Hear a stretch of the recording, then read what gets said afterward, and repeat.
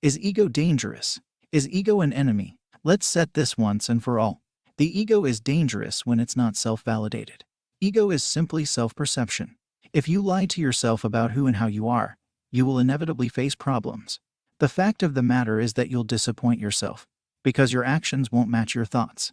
A seemingly big ego isn't strong if the actions of the person lean towards external validation. Simple example: someone buys a very expensive car. If their ego is self-validated, they'll test it out on the highway, peak speed, and enjoy themselves. If their ego isn't self-validated, they'll test it out in a crowded area so people can look at them. Both cases think they deserve a luxurious car. Both cases want to have a certain status. One does it to impress. One does it to feel better. Ego is dangerous if at any moment it needs an external POV. People who need validation are unsure about their ego. They want to see themselves in a certain way, but do not acknowledge their insecurities. Instead of working on themselves, they get wrapped up in trying to please others. And that's the danger. They start to question why they're not validated, and as a way to cope, their self-perception gets more and more delusional as their subconscious insecurities grow too. That creates a big contrast between how the person feels and how they act.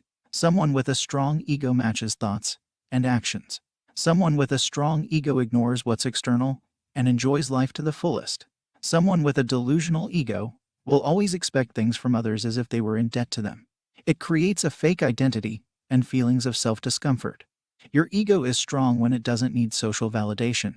Your ego is your best friend when you don't lie to each other, greater than when you don't lie to yourself. It's okay to have insecurities and past traumatizing experiences. It doesn't make you worth any less of yourself. It doesn't mean you don't deserve to be treated decently. It doesn't mean you need to bow down to others. But keep in mind, it goes both ways. You owe no one anything. No one owes you anything. You have the right to value yourself without external interference. In fact, you should value yourself without external interference or influence. Your opinion of yourself will help you in life as long as you don't let others influence it. And by that, I mean don't tie your worth to how others perceive you or want them to perceive you. Instead, work on becoming your ideal self bit by bit. The effort you will make in acknowledging your insecurities will grow your self-perception, as you will sense the progress and efforts you're making. Once you do, no one will ever be able to take that away from you. People with a strong ego do not suffer from the inside. People with deep-rooted insecurities will hide behind a fake ego that they do not believe in. It's not because someone says that he's better than everyone that his ego is strong.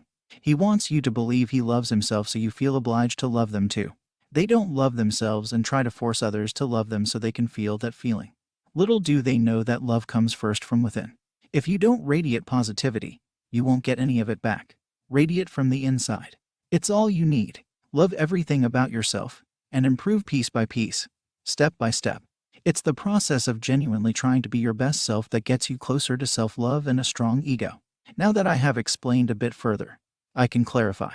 Ego isn't dangerous. Showing ego when you have none is dangerous. Take care of yourself. Don't take care of external opinions.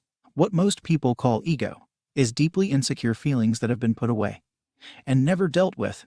Those are simply cowardice and delusion, not ego. No one needs to validate you. You need to validate yourself.